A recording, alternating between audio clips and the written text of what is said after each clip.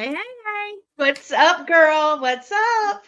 Nothing. Just excited. Our premiere episode. We've been trying to put this thing together for honestly between a year and 2 years. I can't remember. It's been so long. So, guys and girls, welcome to Haunted Sister Diaries. Yeah. Haunted Sister Diaries. That is totally the two of us. It is. And of course, who did we have to have for our first victim? My heart throb. Mine too. We're all just y'all just don't know how cool this dude is. Yes, I know. I call him the OG, and I hope he laughs about it because yes, the original gangster, John Zaffis. Hey, Morgan. Let's bring him on. Bring him on, sis. Here we go. Hey, good to see you too. Thank you for coming on. Oh my gosh, we're gonna have such a good time tonight. Sounds good to me. Yeah, definitely. I'm excited. We've definitely got a group of people watching, having fun, and there's a couple of things that being that this is still the new year. There's some things I want to go through with you. We did this with one of our other podcasts. Okay. But I really think this would be great with you. Okay. So, what projects are you working on? Are you writing a new book? What are you up to? The main thing I'm doing right now is working with Debbie and Larry Elward. We're doing a book on a lot of the items. You remember the old, they used to call them coffee table books, and you just have the pictures. I used to too. I used to like them too, especially when you were sitting in the doctor's office. You would thumb through them, right? So anyway, Debbie came up with that. We're gonna have a picture on one page and a little story on the other page, and create a book like that because they're trying to get me to document the stuff that I don't have documented. So when I turn into a ghost, somebody will know what the hell to do with them. Well, you've got so many haunted objects. This could be great. It will be because I think, again, it needs to be done. It has to be done. So that way the stories will be there in black and white and they'll, be able to continue on after I'm out of here. So that's important to me. And in your words. Yeah. Oh, yeah. Well, you've definitely got a legacy. And I really feel like people need to. You see Luna looking. I see. And my other dog Ginger's over here. Yeah. She's looking for you. So just a quick story, guys. We were all together. John, Gwen, myself, my husband, and a whole bunch of other people. And of course, there were haunted objects involved.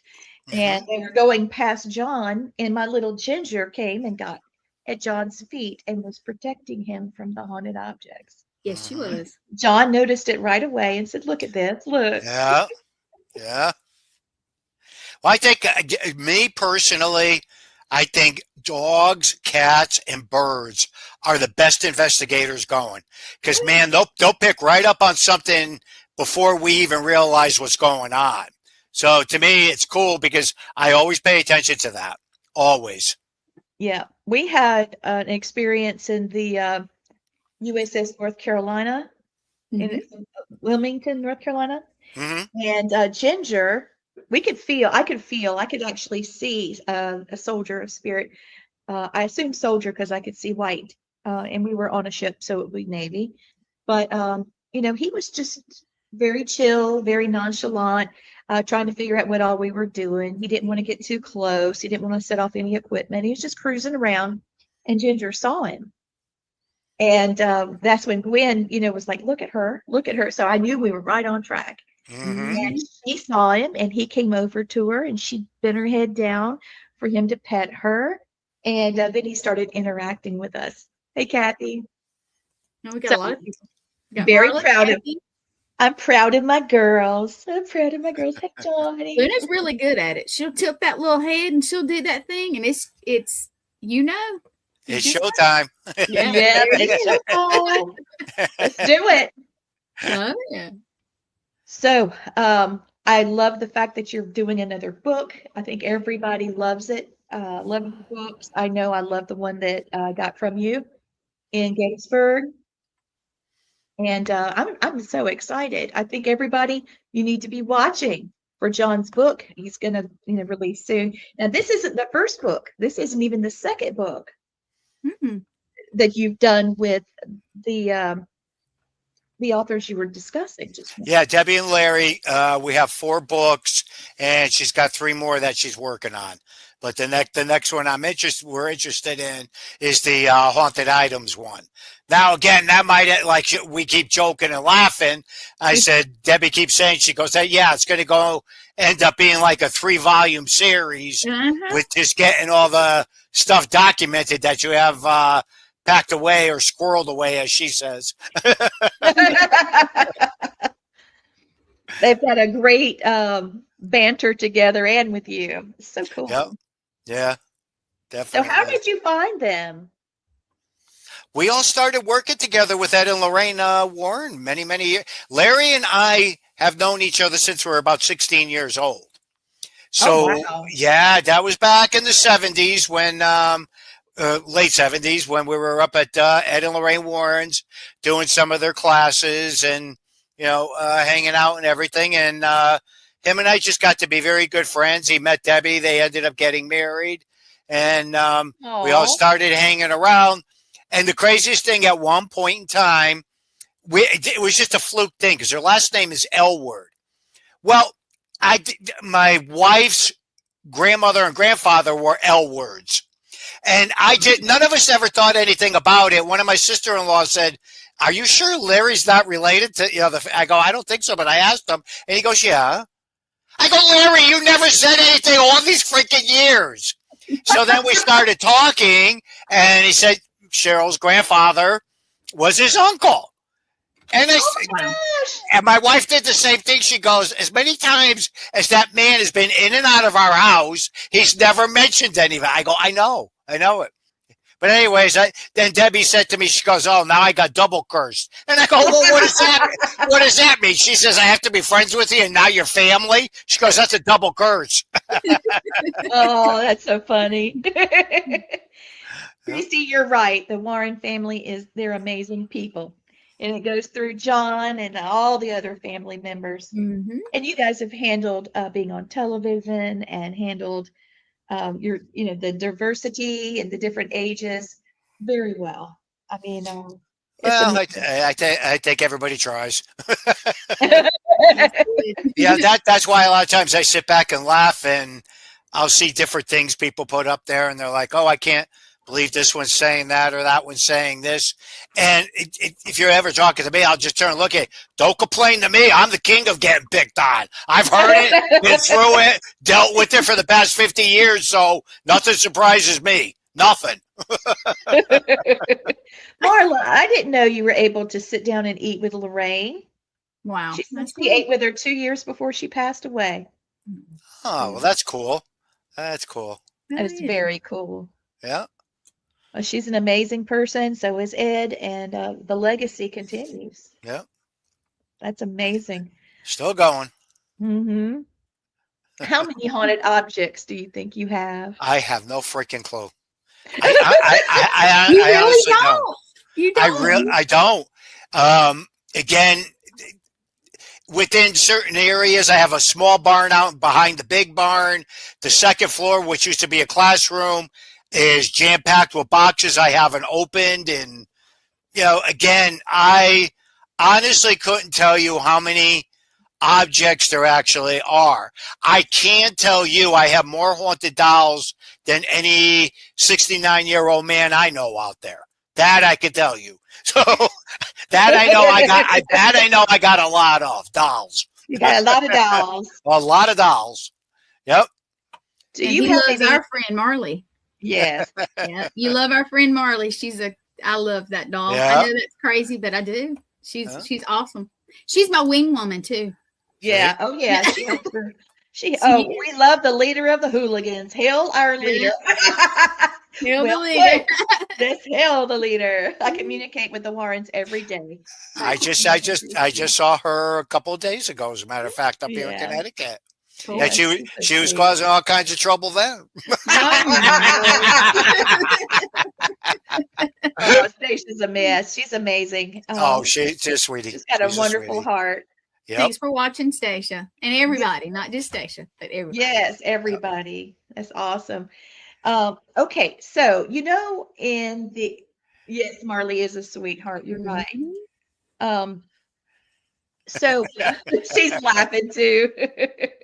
All right, so in New Year, when it's New Year, we do the top 10 things about the year before, and then we'll do the top 5 or 10 for the year coming of what we would like to see.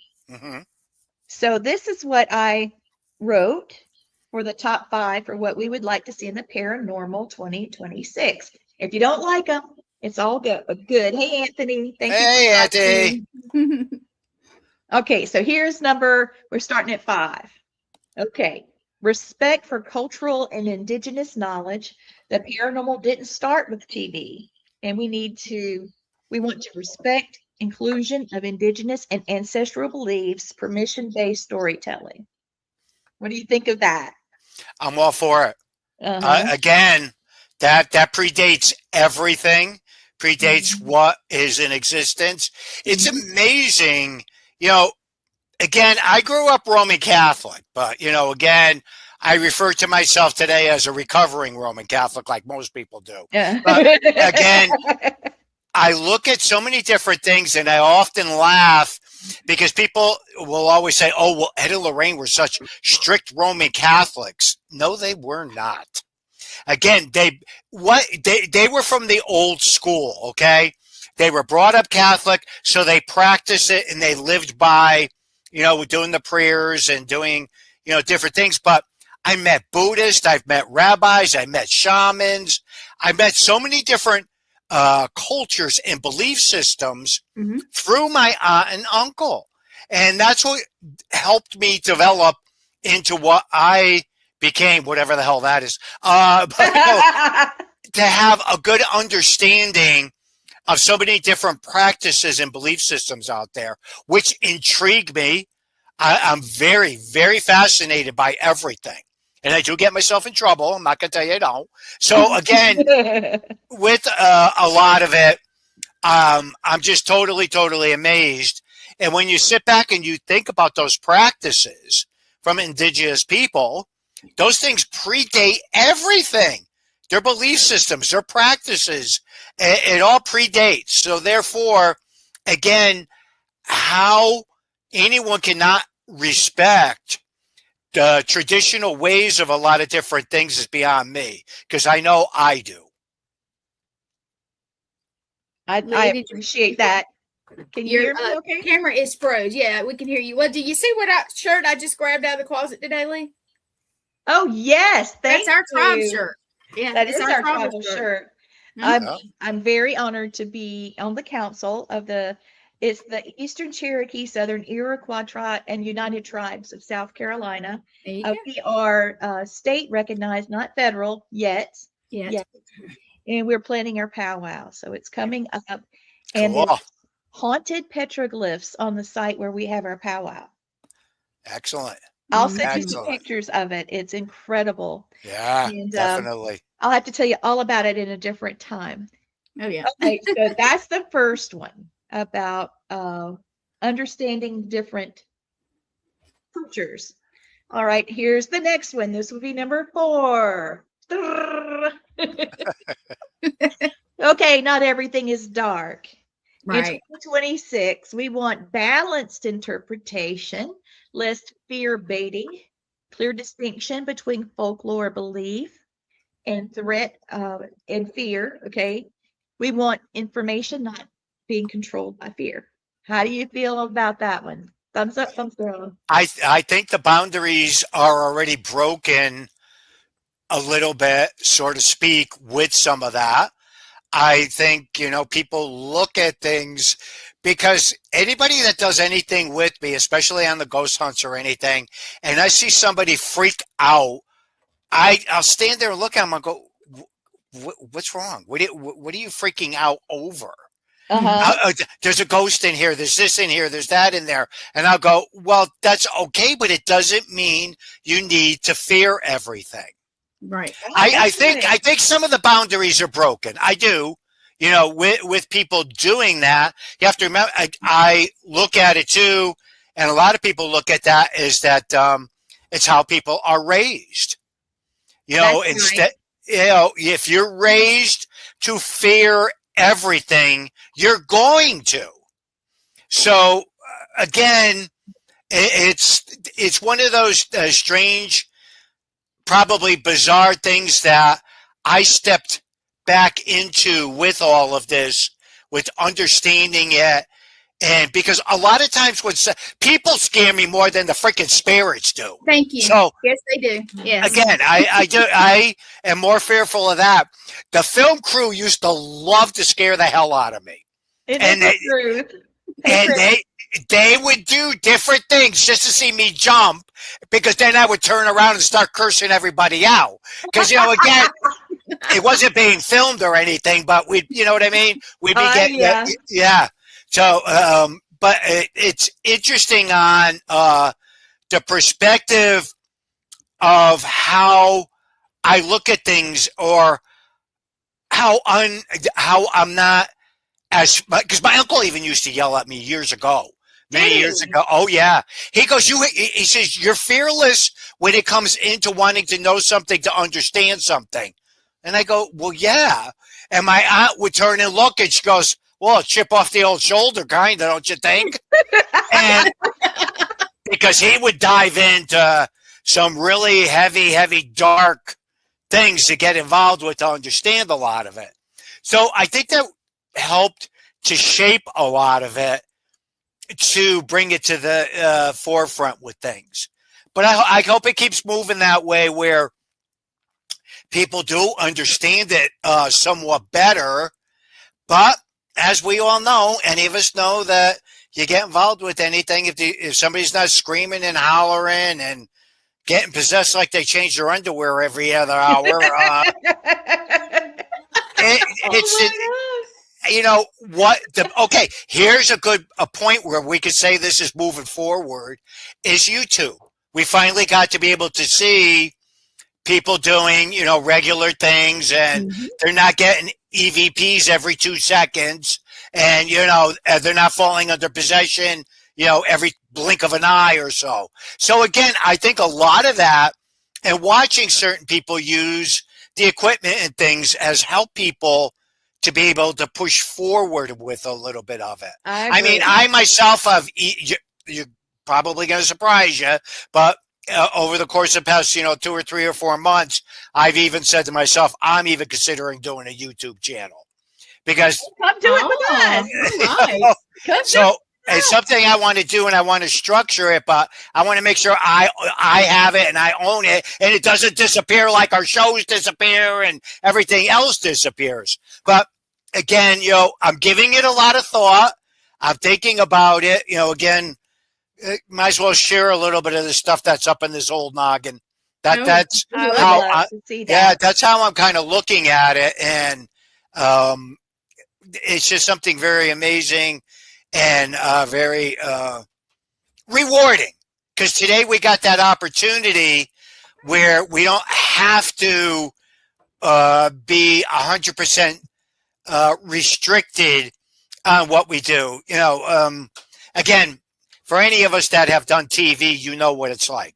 You have to deal with production companies, production company, the people that work for the production company, people that deal with the networks, attorneys, all these different people. When I got involved with production, I turned and looked at Rick Sassoon, who's my head honcho guy for the show, and I go, this is like a freaking machine.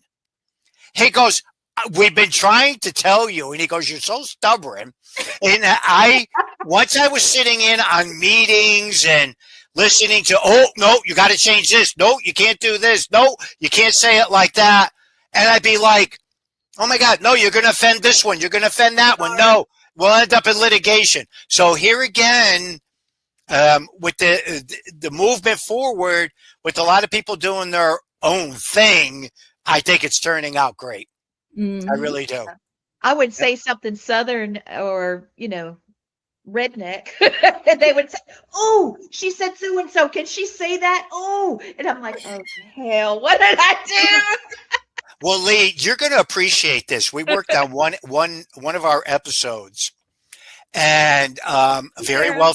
wealthy family. They had purchased this piece of property, and there was a big mound on the property, Oh. and it was a spiritual area. It was Mhm. over 1,000 acres, and the Native the Native Americans still used it and everything. Lawsuits erupted and everything, and all kinds of crazy things were going on. And I was able to dive into it and pull some of it forward. And again, it was amazing once the owners of the property realized what was happening. But we wanted to go forward with bringing a lot of the indigenous stuff forward. Do you know we could not do it? We were not allowed to do it. It had to be structured. Everything had to go through 3 different sets of councils and I used to get, it used to be, you're ruining it. You're ruining the moment of someone being able to experience a shaman doing a full ritual. Mm-hmm. And that stuff like that has always, bothered me tremendously, that, you get so restricted with stuff with mainstream TV. I totally agree there. Yeah, you're going to know as well as I do, because we've anybody that does shows knows that. So, and it's hard. It's very, very hard for people on the outside.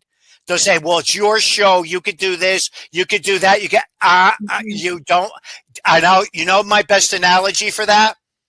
Do you work a job? Do you work 9 to 5? Do you have bosses you have to Yes. Well, so do we. Mm-hmm. That's right. And people will go, okay, I didn't think of it that way. I go, I know. Everybody thinks you could just do whatever you want on TV, and you can't. It's because they only see tunnel vision. Yeah. Mm-hmm. Yep. They don't see the tunnel vision. Tunnel vision. Yeah. Yep. Oh yeah. Well, I want to brag on one of our friends that popped in. She told you hello, and she said production people are a lot. We got recently in the last not year yet, but Laura is awesome. She's got something new out. Oh no, she's great. That. Yeah. Yep. You know who she is. We're so proud. Laura will tell you too, because she dealt with me a couple of times, and she'll just go, man, you're unbelievable. And I go, well, after you've been involved with all that, you understand it. But again, to this day, there's a tremendous amount of people from Haunted Collector that I worked with for the 3 seasons. I've remained friends with quite a few of them. They'll get involved with different projects. Good. They'll go, they'll call me up, Johnny. What do you think about this, Johnny?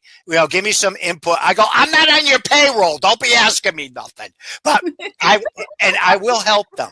Why? Because I want them to succeed and be able to, break down some of the boundaries. So there's quite a few people, that are still out there that I do get involved with, and every once in a while they'll pick the phone up out of the clear blue and just, start, picking at my brain to see if I can help them out. Then I'll just say to them, what are you talking about? Well, we can't publicly talk about. I say, you want help? I'll give you help. I'm not going to go on the internet and post it. What do you want?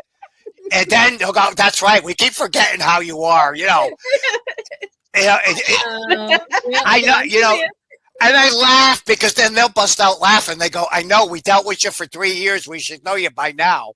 I go, the shit I know, if I ever put out there, I said, you poor guys would all get canned from your jobs. But, it's just the nature of it. And if you're able to help them, I think that's most important. Well, I've called you over the years doing residential cases over the past 15 years. Oh, and Brian Cano calls you Ziggity. Well, you know how that started, right? Ziggity. No. Okay. Oh, Lord have mercy. Anyhow, let me tell you. It came up with Brian Cano and Chris Mancuso, his partner, when they used to do Scared and everything. We became very good friends, and it was down in Gettysburg. Okay. And I was standing outside. That's when I used to smoke. I was having my cigarette and everything. And Chris Mancuso, he's a typical New Yorker. Says whatever he wants, whatever on his mind. That's Chris. I love him to death. Anyhow, and again, we just got chit-chatting and we got talking. And he was talking about something about me running around in the woods, and that Jason Hawes was out running around in the woods and everything. Well, you guys know me well enough to know my humor. I didn't really know Chris at that point in time. I just turned and looked at him and I go, well, what were we doing in the woods? Uh-oh. I said, were we hunting? Were we hunting? What were we doing? And Chris is looking at me and he's like, what the hell is this guy talking about? Right?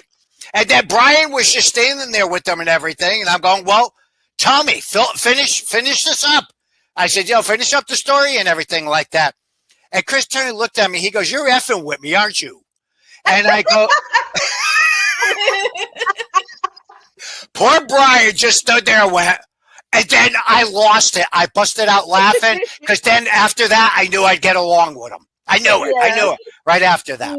So then after that, the three of us just became very, very good friends. Brian's like family, for Christ's sake. Actually, I just talked to him this morning. Him and I were going back and forth over a few things, and he'll just pick up the phone. Anyways, I was talking about Ziggity. You see how I go all over the place? All right. Okay. So we were doing a couple of different things, and filming and stuff like that. And Brian would go, well, John, can you kind of say it like this and everything? And blah, blah. And I'll go, why? He goes, so people can understand it. To this day, I still don't remember. Brian would remember it. I don't remember if it was Brian or if it was Chris. One of them turned and looked and go, he talks in effing ziggity, and you can't figure out what he's saying half of the time. He's got his own language, which is true. I've heard that many a times. I have Lee language. I do. Yep. And Matt complains that me and Lee have it. Yep. Yeah, we will actually we finish each other's sentences and then it turns into. Yeah. We don't even have to sound talk. like jabber. Yeah. But we know what we're talking about, and we get a whole business done or a conversation done, and we'll look at him and he'll be like, so that now, this is so that's where ziggity started, because they turned around and said he talks his own language and it's ziggity, and that's how it stuck. Ziggity. I love it. I love it. I do too. I saw that Cano is doing some great things with Duke University, the Rhine Center. I've seen some pictures, and he's doing a lot of classes and things like that. He's a phenomenal person. He is. That kid is so intelligent. And, what I always liked about Brian is he'll just keep at it till he could try to find the source or an answer for something, which is very good and very healthy. And there's been many times, especially with the demonology work, him and I would just go back and forth over it, and he would beat it and beat it and beat it. And I would just sit and smile. Because as well as I do, there's so many things we just can't explain. We're not going to get it. And we're never going to. So then he would just turn to look at me and go, oh, F you, Ziggity. I can't stand it. He goes, you just accept it. He goes, and I go, Brian, because I can't answer it. I can't say how it's happening, why it's happening, but it's happening. I said, so therefore, I have to accept that within the moment. And then he would just look at me and shake his head. But you're right. Well, with that, let's see. Hold on. I know. We don't believe that you're 69. We don't believe nobody does. Mm-mm. Yeah, no, I'm 69. Yep. In my mind, I don't think I'm 69. I don't think that whatsoever. But my body tells me different. Yeah, so it's comical because my wife and I will both just sit there and go, with the Christmas decorations and everything like that, we keep looking at them, and I'll go, wait till after Three Kings. Wait till after this. Wait till after this. So again, it's I think a lot of it has to do with the way you think. Seriously. I mean, again, I don't like to feel that I'm, really a senior citizen or anything. I just don't. I can't picture myself sitting down at the old people center doing puzzles and doing all that. I can't picture myself doing that. I'd be looking around and go, well, where are the freaking kids? Where is everybody? Let's have a good time here. Nobody's having a good time. I don't want to sit and talk about prescriptions and aches and pains. Screw that shit. I want to have fun. That's right. They'll be here soon enough. Tell it, John. Oh, man. Gosh. Okay. What's your next one, Chica? Last one. You ready? All right. A return to meaning, not just activity. So this is my number one view, for 2026. One thing we want to see in 2026 is paranormal work that actually means something. And it just goes right into what you just said. Sorry, Lee. Sorry, it's okay. Sorry. Helping people understand experiences and preserving history. Preserving history is very important. Mm-hmm. Again, this is what I try to explain to a lot of people, because people will often ask me when certain things get published or certain things out there, why don't I do a rebuttal against it? Why don't I stand up? Because it's not going to do any good.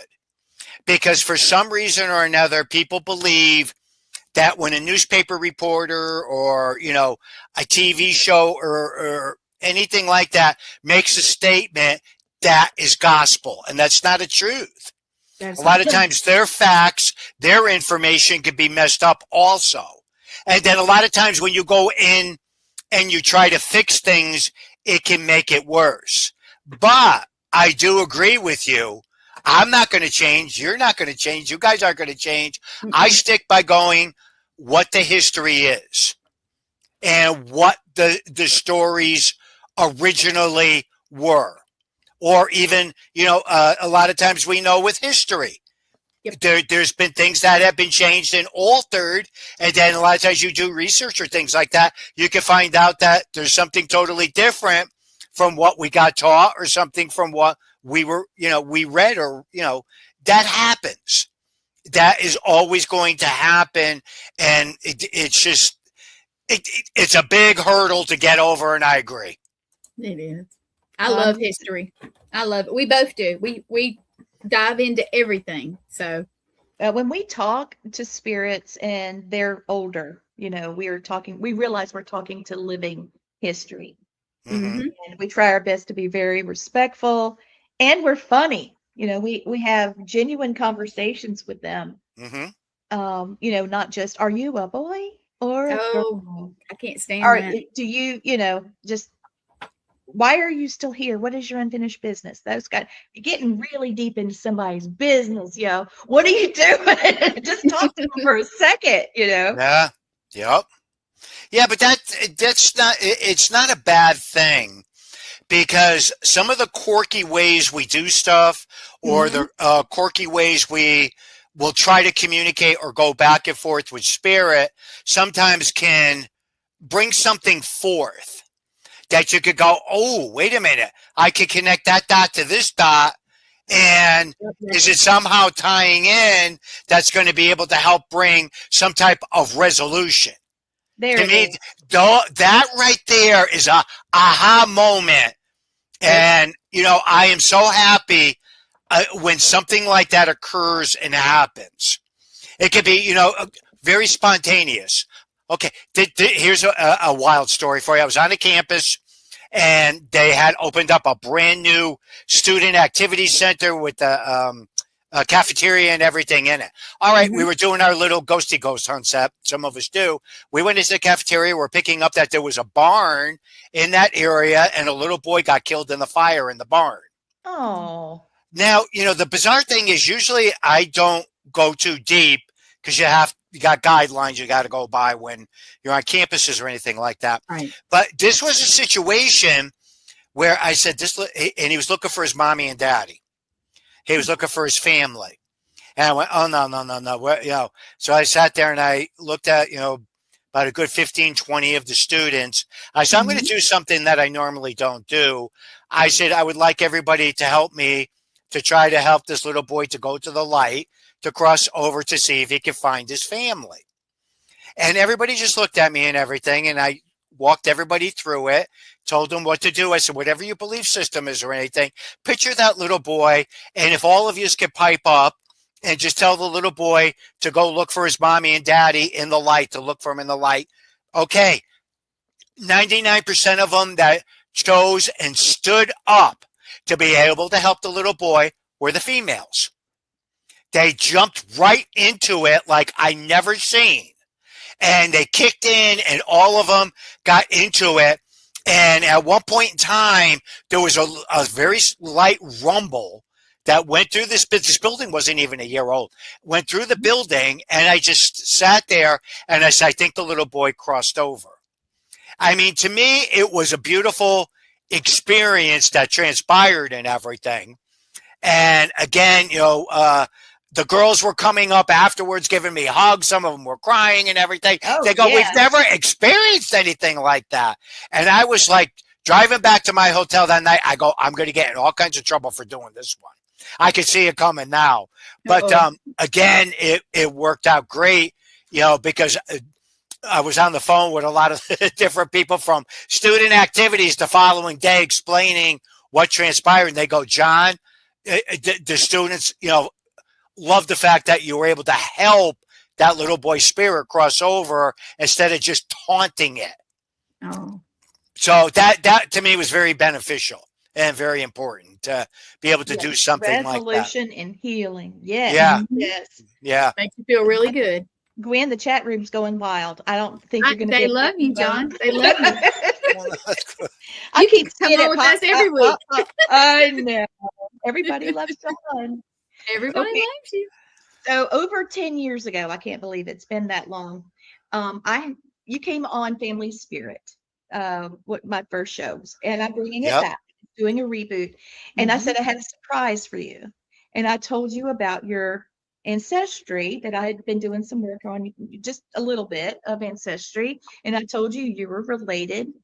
That's right. Thomas is right. He can help assist spirits in transition. It is it's beautiful. So I have some more. Okay. I wanted to translate some of your aspects of your name for you, because I think it suits you perfectly. Okay, cool. All right. Cool. So the name Zaffis, the family heritage name Zaffis, is a surname of a Greek origin. Correct. Derived from Zephyrius, meaning sapphire. In the Greek culture, the sapphire is associated with clarity, truth, protection, wisdom, and wisdom qualities. Okay. And I just thought that really suited you. Okay. It does. That is your heritage. That is who you are. That's your legacy. Oh, okay. That was pretty cool. What color is sapphire? That's blue, it's right? Blue. Yeah. Oh, okay, it's blue. Because I'm a December baby, and okay, that's the color is blue. That's funny that's all connecting like that. I think that's so cool. It is super cool. Yeah. Okay, and so besides that, you are known. Here, let me see if I can add this real quick. You are known for being ethical. Okay. Most publicly known as a family member of the Warren family. And you are recognized for being a quiet authority, have long-term experiences, and an ethical approach to everything you do. And does that not show your ancestry? Mr. Sapphire. Kinda. So you're like, what is it? Blue Eyes. What was his name? The singer. Frank Sinatra? Yeah, so you're our Frank Sinatra kind of paranormal guy. It's a very interesting name, and it's got really great qualities that suit you. Okay, so sapphire is coming immediately. The only sapphire that I've recognized is blue, and it's a really beautiful blue. Really beautiful. Cool. Now, here's something funny for you, too, that you brought that up, Frank Sinatra, because Dustin Perry's a big fan of Frank Sinatra and Elvis Presley. Now, every time Presley. Yeah, my wife, too. Oh. Anyways, every time I see Dustin or anything, I'll jokingly just go up to him and everything and go, and now the final curtain. And he'll go, oh man, don't sing. Please don't sing. And, I love it. but I do it to him all the time. And he'll just bust out laughing. But again, you want to talk about somebody that has a beautiful freaking voice? Freaking Dustin does. Does he really? Yes, you should hear that boy's voice. He usually doesn't do it or anything, but there's been 2 or 3 times I've been around him when he would do it, and I'd go, "Is that Dustin?" And I'll go, "Wow." He's an awesome guy. I love the his influence on positive messages and affirmations and helping people through hard times. And that's made a big difference. He's made a tremendous difference with how he handles things, the way he does things. Mm-hmm. Have that support group for people going through any type of dark times in their lives and everything. I mean, that young man gets the biggest kudos from me. I actually just had talked to him yesterday too. We were going back and forth, and again, fantastic asset to our field. And with helping people with depression or anything of that nature and trying to motivate people to move forward. Absolutely phenomenal.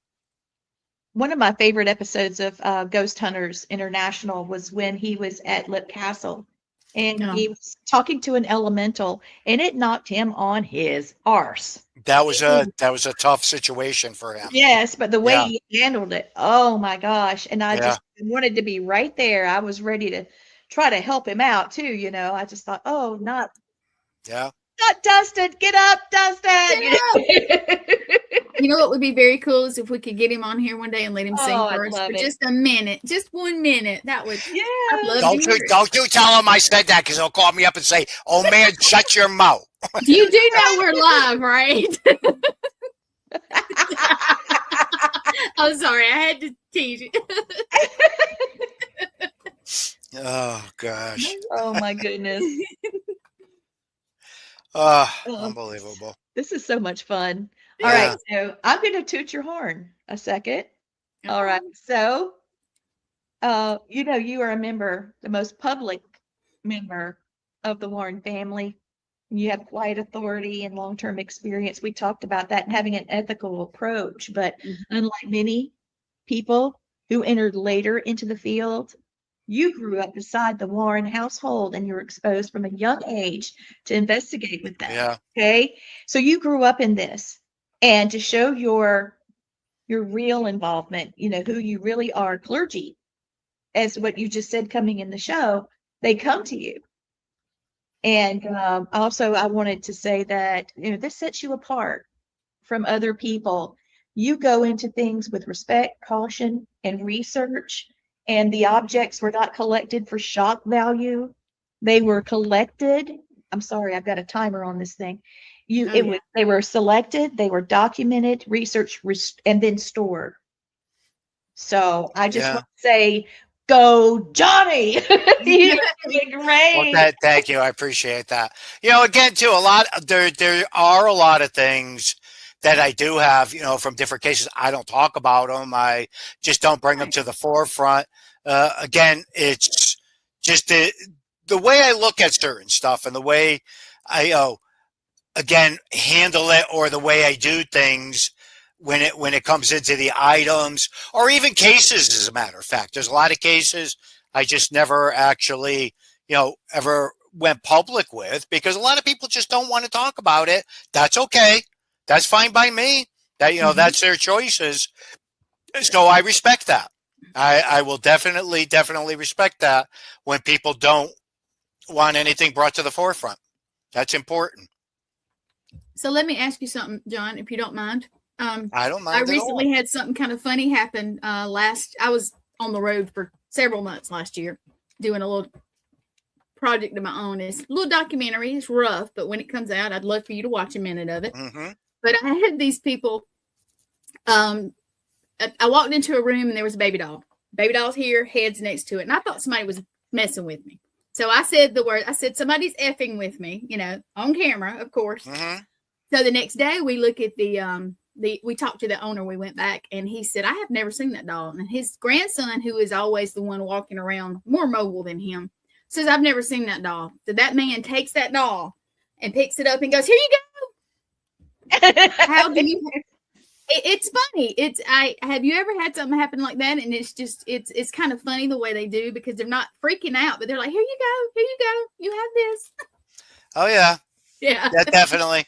It's again, circumstances or the way things go, it's absolutely crazy and wild with things. Do you know, I actually was going to be given I think 12th or 13th year old chapel that was purchased from Scotland. Oh my gosh. What a freaking wild story. It's another story I never thought. Anyways, I'm dealing with this family and billionaires. They built this big mansion. They went and bought this old chapel, had it disassembled and reassembled in their house, and a wicked haunted broke out. Well, I'm on the phone. I'm talking to the guy, and I go, well, he goes, it's from Scotland. And I go, well, the place is probably haunted. He goes, well, why are you saying that? I go, dude, a chapel over in Scotland. I said, do you know how many freaking exorcisms was probably done in that? The wife's in the background screaming. All the construction people, get that out of my house. Just get that out of here. Lord. And millions of dollars they paid for that. So, he said to me, he goes, I'd love to give it to you. He goes, but I can't take that big of a hit. I go, dude, what am I going to do with it? I said, I'd love to have a chapel, but I don't have anywhere to put it up. So they actually had to disassemble it, had it taken out of the mansion, and the paranormal activity calmed down. Wow. How freaking crazy is that story? That's crazy. That's one of my, and I forget about it all the time, but every once in a while I'll think about it, because I said to him, I go, well, how much did you end up paying for that? He goes, well, $3, then I had to pay to get it disassembled and then shipped over here. And I go, wow. I said, that's a lot, $300,000 just to buy a building. He goes, no, John, $3 million I paid for the. I went, whoa! I go, okay, we got cash to throw around. Yeah. What did they end up doing with it? Do you know? They auctioned it off. That's one of the big. Somebody else's problem now. Yeah. They were involved with some type of a company also, where they bought all these different types. You know what I mean? They were that whole level that gets involved with all that, with private collectors and everything. So again, that was because I know he told me he had no problem selling it. He said I don't know. What did Tommy say? What? Oh Lord! Be careful what's under the kilt from Scotland. That's my brother That's my brother from another mother. Tom is hilarious. Oh my God. And they both know that I'm obsessed with Scotland. So yes, and here's the hashtag: Zaffis crazy story. Hashtag. Absolutely. Oh, absolutely. Oh my gosh. Crazy. This has been so fun. And we're still going on, but it's so fun. Thank you. Do you have any haunted objects that are like your pets? Like Marley is for me. I study her, and one day she's going to leave us, and that's fine. And she'll be a sweet, little doll that once had a dear friend, in there. But do you have one that's, near and dear, or are they all not so good? Are they all crazy Zaffis crazy story? There's quite a few crazy stories.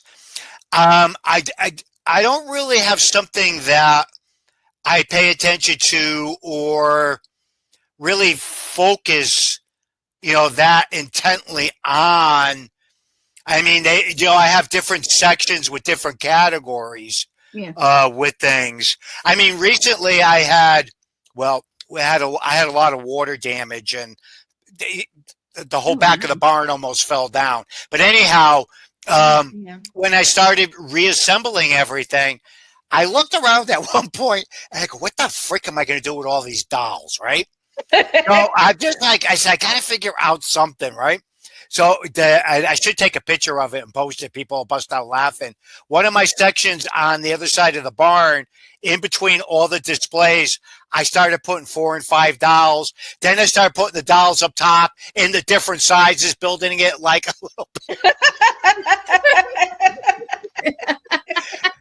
And my wife had come down to get me to ask me something or anything, and she just turned and looked at me, and she goes, "What the hell are you doing with all those dolls?"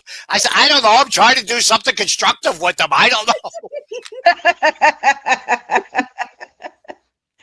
So, anyways, that's yeah. Oh, my Lord. What does she think about living around all of this haunted? I was involved with all this stuff before, we actually started going out or anything, up to 100 years ago. But I mean, Cheryl's very respectful of it. She doesn't like to get too involved with any of it.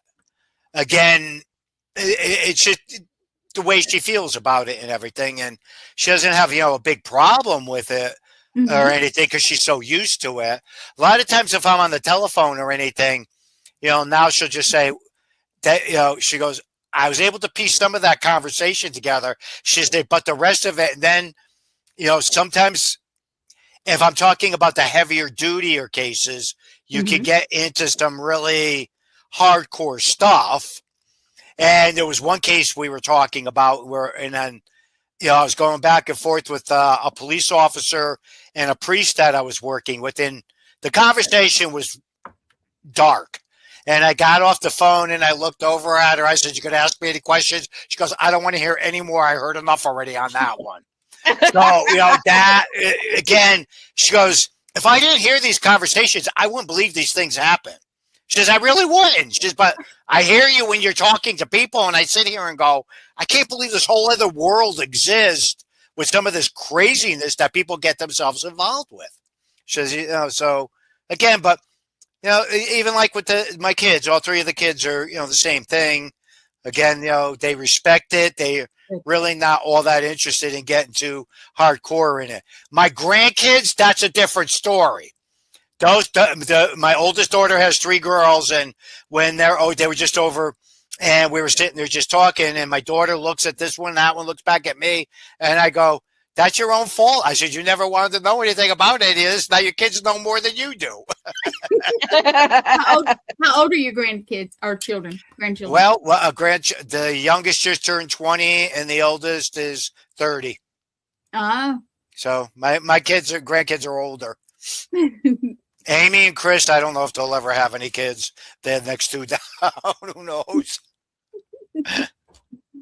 Oh, Kathy's saying precious dog. Yes, that's Ginger. She hears your voice, John. She hears you. Yeah. You say hey to John. Are you saying hey to John? Say hi, John. You're gonna wave. Hugging mommy. Yes, she's a good girl. She's so sweet. Yes. Woo, I have laughed till I have a stitch in my side. Have you ever heard that where it hurts right here? It's called a stitch. Oh yeah, definitely. So we have a spirit. Go ahead, Lee, I'm sorry. I'm sorry, baby. We have a spirit we're dealing with that is doing some crazy things with keys. Yes, it is. Samia said that it's awesome these stories get passed down to the grandkids. You are telling the truth there. Yeah. Yes. Yeah. So I was going to say we have a spirit that likes keys. I was in North Carolina doing some work, with my job that pays the bills, and staples. And so I moved the car around, and I had to do some setting up and tearing down and moving stuff around and whatever. And I worked the whole day, and I got in the car and everything was fine. And I had to go back in. I came back, and there's a huge thing of keys in the console. Because that's usually where I put my cell phone. I wonder what that's about. So Matt calls me on the way home, and I said, "By the way, there's something here in the console. I believe it's yours." And he said, "Well, just save it when you get home." And I was like, "Okay." We talked a minute, and then we hung up. I had to get gas, and he was, going to lay down and stuff. When I got home, I walked in and handed him the keys, and he had this look on his face. And immediately, both of us called Gwen. those keys had been in his car and he had used them that day. And how did they end up 2.5 hours away? Wow. Oh, how about now you tell the second part. Okay, so I went to Wisconsin and Lee loaned me her heated vest because it was about to snow and all this. This was very recently. And to get on the airplane, of course, because they always seem to love to mess with me, I always make sure there's nothing out of the way. I check my list, make sure everything's good. So her vest I took and I made sure nothing was in the pockets. I took the battery out because you have to do that. Put it in my pocketbook. Took the vest, checked it again just to make sure.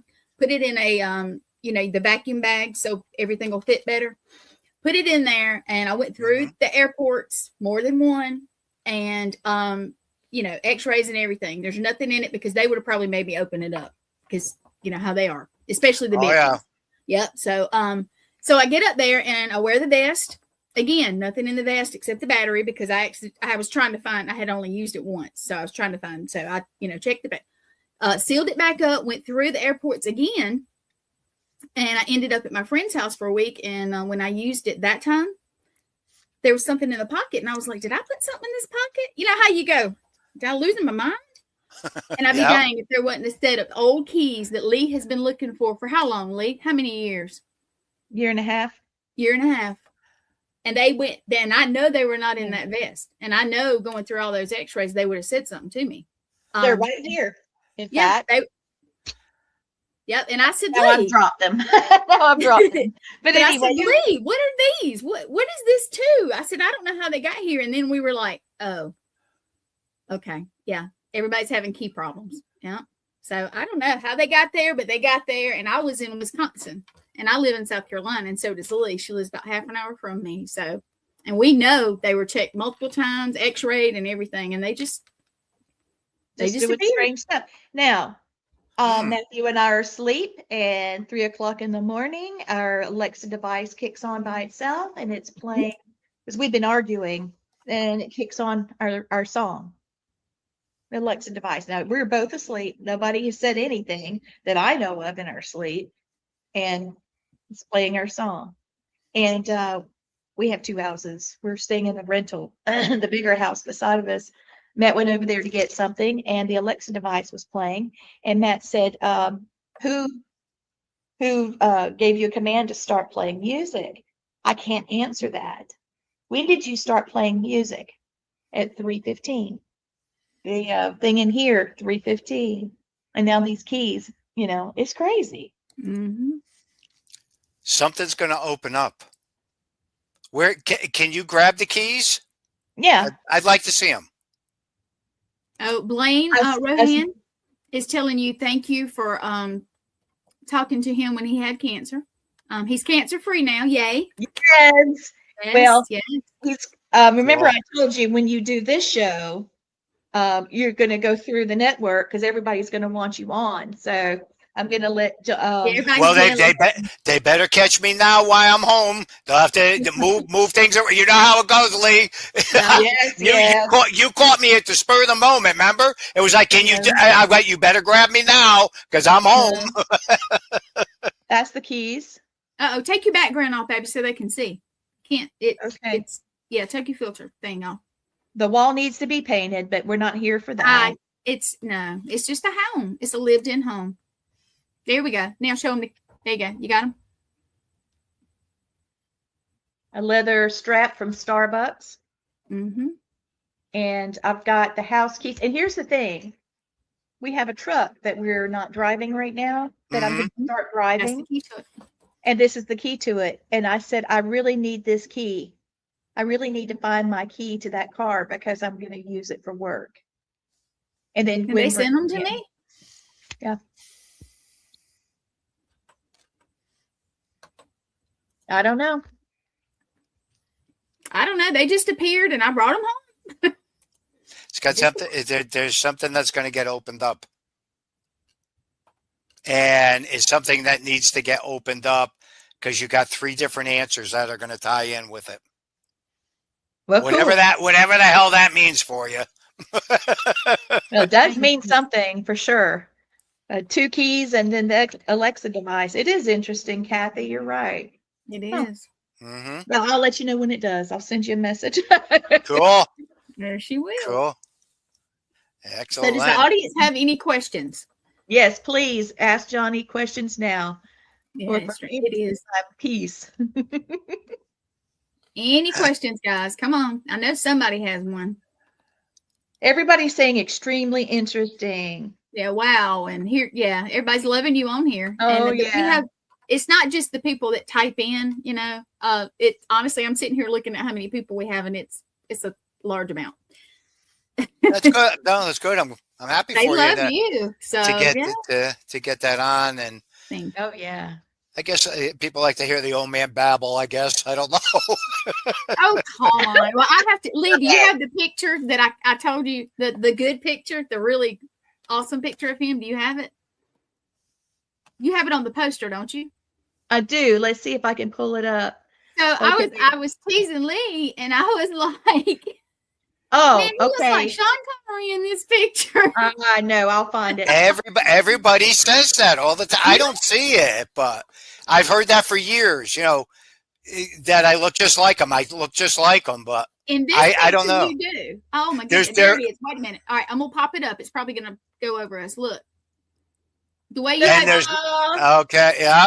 And there's a picture with him standing very similar, I think, to that pose. Yes. And people have sent it to me and compared it. And I'll look at it and I'll go, well, we do look a lot alike. I will say that.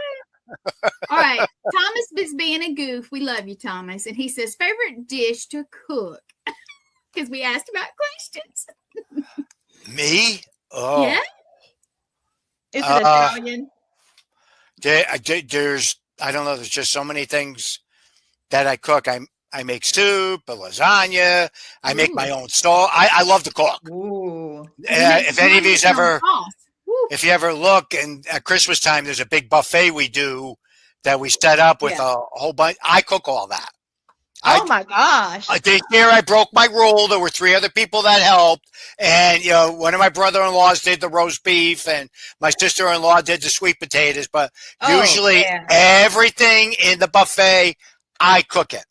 Wow. And it'll take me 3 or 4 days. But there's just that one thing I like to do once a year is cook that whole buffet up. So, again, it's just fun. I enjoy doing it. And, again, it's a once a year treat thing, and I keep telling everybody better enjoy it because sooner or later that's going to end up stopping. So,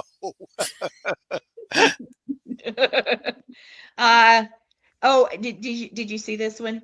And who claims to be 69? I don't believe it. No, sir. I don't believe it. I might have to see that driver's license. I ain't believe it. Look at him. He's just grinning at us. Yeah, right. Whatever.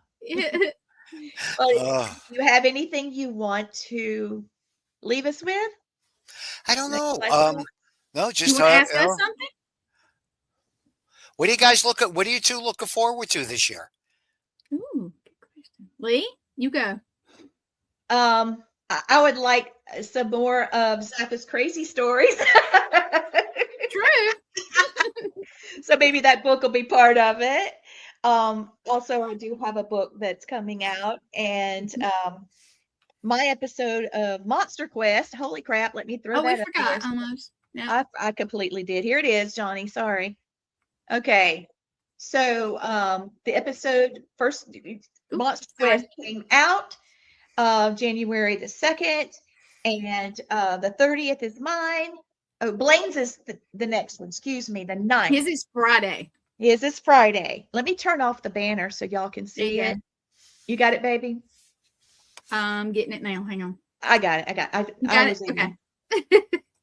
And I'm the 30th, and then Gwen is February 2nd. And now I want you guys to know these are true stories. They're real. They're hard to tell. They're very emotional. The Shiat hit the fan all over. We had a mess. And Blaine's going to be very scary. It's going to be a great show. I know there's no wrinkles on Johnny. I know it. I don't see a wrinkle, and I have wrinkles. That's not fair. That's Christy, do you have a crush? There's wrinkles there. There's wrinkles. He hides them well, right? I think somebody got crushed, is what I think. Also, there's another episode my husband and I did together. And it's called 24 Hours in Hell, and we did a lockdown.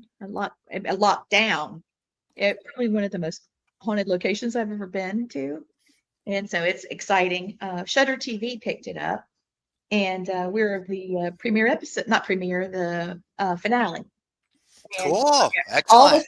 All the stuff that they filmed, we thought it would be one season. Well, it's 2. So, Angie Moyer, if you're watching, I can't wait. We're really excited. Excellent. Yeah. Excellent. So the network has a lot going on this year, and not just the network, but I mean, Blaine, bless his heart. Please tune in to episode Friday. Yes. Please watch Blaine's episode Friday, and he is going to be kicking off a series. It's called When a Mountain Speaks. Is that right, Gwen? Hold on, I got it right here. And it's with When the Mountain Speaks. When the Mountain Speaks. And Jim Borderline, who was on Mountain Men, and he was on Civil War Journals with the History Channel. And Blaine is going to be the co-host with him. And so they're going to talk about history, about different beliefs in the Appalachia, surviving in the wilderness, and Blaine, being former military, is able to do that. And he's also got a master's in history. So, it's all good. And also Jim does a lot of speaking in different places. So we'll be seeing him live in different circumstance, and Blaine's going to keep it all together. It's going to be fantastic. We've got 7 different podcasts coming to the network this year. Actually, we got more than that. We got more like 10 more. So I had said it was 8, and it's more like 10 now. Yeah. This being the kickoff of Haunted Sister Diaries. I'm doing Native Matters. Native Matters is going to be a big deal for me. It's all things Native American, and we'll be talking about our different cultures and religion and herbal remedies and what's happening now also. So you want to hear my Thunderbird story? Yes, I do. A tattoo of that on my shoulder. Let me say real quick. Now we're talking. Oh my God. Real quick. One thing. Real quick. I was out in Nevada doing a conference, and they were getting ready to do the opening ceremony, and 2 of the Navajo the higher ups were there to do the ceremony and opening up and the blessing and everything like that. And they asked me, several of them, if I'd like to participate. I go, absolutely.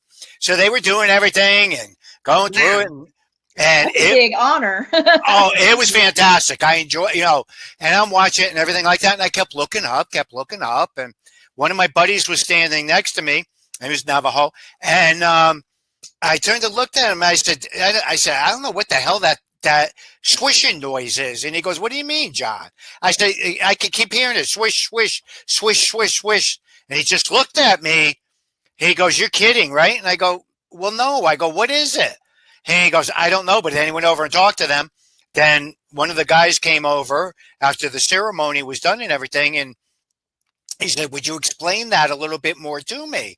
So I did. I said to him, it was like, swish, swish.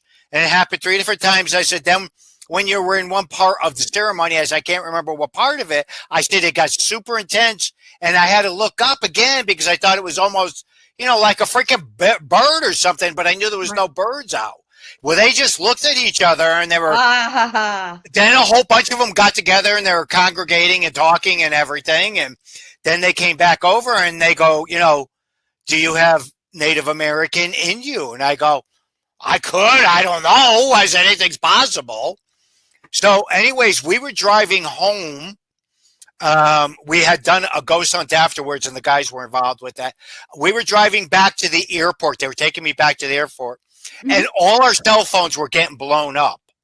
So finally, one of the young ladies answered her phone, and she's listening to him and everything. And she goes, you got to be kidding me. So she says, I'm going to put this on speaker. And I leaned forward and I go, what are you guys all talking about and everything? And we're listening to this. You heard the screeching of Thunderbird. It came out in the freak. They recorded it. And Oh, they were so taken back by that. So then we got into a real deep conversation because one of them was the head medicine man for the reservation out there. And we were just talking and going back and forth and everything. And he goes, "Are you sure you don't have Native American in you?" And I go, "No." I couldn't tell you or anything. I said, "But," I said, "You know what's funny?" I says, "I travel around a lot of different places and sometimes different, you know, not organizations, tribes. Different tribes will show up and different things like that. I've been given protection bags. I've been given a smoke pipe from a chief, from another. That's a big deal. That's what they said to me. They go, "You are definitely a brother." And I go, "Well, why?" They go, we have different, groups of us that recognize you, John." And I go, "Well, that's a cool thing." And I said, "I'm honored." And I like that.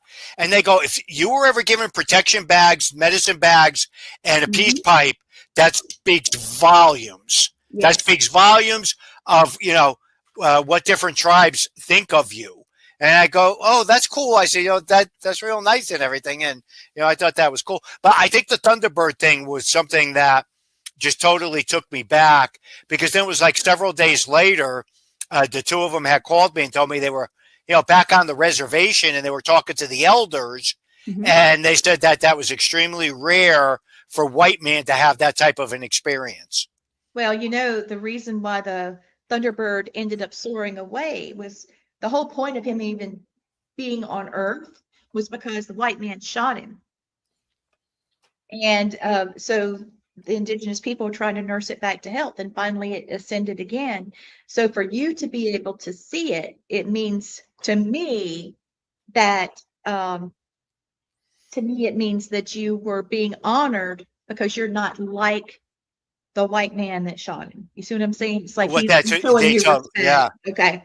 They told me, I didn't see it. I just heard it and heard the sound. I didn't actually hear the sound until they recorded it.